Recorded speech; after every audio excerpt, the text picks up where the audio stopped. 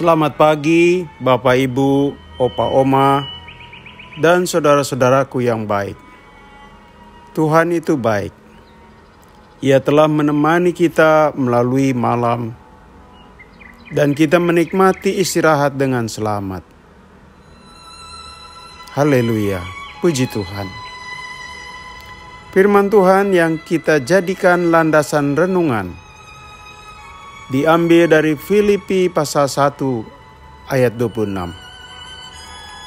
Karena bagiku hidup adalah Kristus dan mati adalah keuntungan. Saudaraku, saat kita tiba di bumi ini, ada dua hal yang melekat pada diri kita, yakni kehidupan dan kematian. Sama seperti dengan koin uang, selalu ada dua sisi. Demikian jugalah kita di dunia ini. Sisi yang satu kehidupan, dan sisi yang lain adalah kematian. Sekarang kita tengah menjalani salah satu sisi, yaitu kehidupan. Nanti entah kapan, bisa besok, lusa, atau waktu yang tidak kita ketahui, kita pun akan menjalani kematian. Jadi cepat atau lambat, kematian pun akan tiba juga menjadi bagian kita. Saudaraku, dua sisi kenyataan itu tidak dapat kita hindari. Menarik bagaimana firman Tuhan memberi arti keduanya. Rasul Paulus menyatakan hidup itu buat Kristus. Baginya, hidup adalah peluang dan kesempatan ia mendarma baktikan hidup yang dijalaninya untuk berkarya. Bukan untuk bertopang dagu, berleha-leha, bermalas-malasan. Dan hidup bukan sekedar mengisi waktu. Ada karya yang diukir. Ada karya yang diciptakan. Jadi hidup itu bukan sekedar waktu yang lewat begitu saja.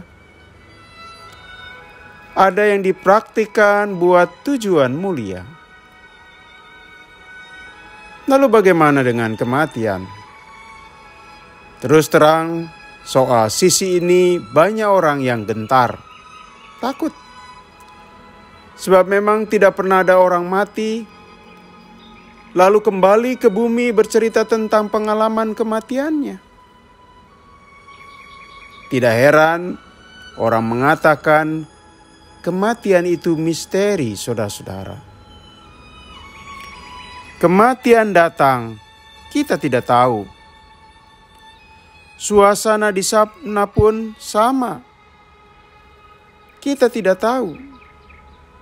Tidak ada informasi yang lengkap. Jelas memang sepintas ada gambaran tentang kematian misalnya. Bagi orang yang tidak percaya di sana ada suasana retak gigi. Sebagai tanda bahwa di sana ada penderitaan bagi orang yang tidak percaya. Sungguh lain, firman Tuhan di atas memaknainya. Kematian adalah keuntungan. Ya, berarti kematian bukan kerugian, saudara-saudara. Bukan pula yang menakutkan. Dengan gambaran itu, buat Anda dan saya, hidup dan mati adalah sama mulianya. Masing-masing punya sisi kelebihannya. Ada kandungan yang sangat berarti bagi Anda dan saya. Saudara, hari ini kita masih hidup, kita masih menghirup nafas kehidupan, maka berarti kita masih punya kesempatan berkarya. hidup kita arahkan buat Kristus. Jika kelak kita tidak tahu waktunya kapan kematian datang, maka kita menyambutnya dengan syukur.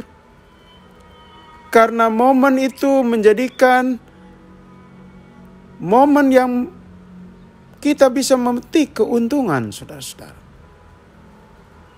Kematian menjadi momen kita menuai keuntungan.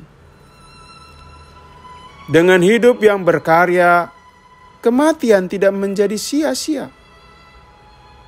Mari berkaryalah bagi Kristus selama kita masih hidup.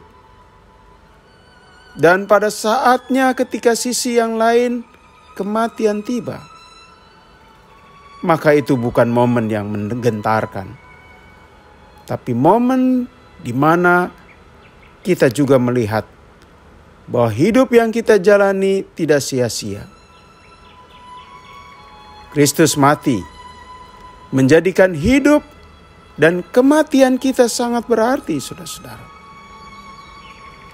Kristus bangkit, menjadikan kematian bukan lagi sesuatu yang menakutkan. Syukurlah, Kristus mati dan Kristus hidup. Sehingga realitas itu yang juga kita akan alami, yaitu kematian dan kehidupan, menjadi sangat berharga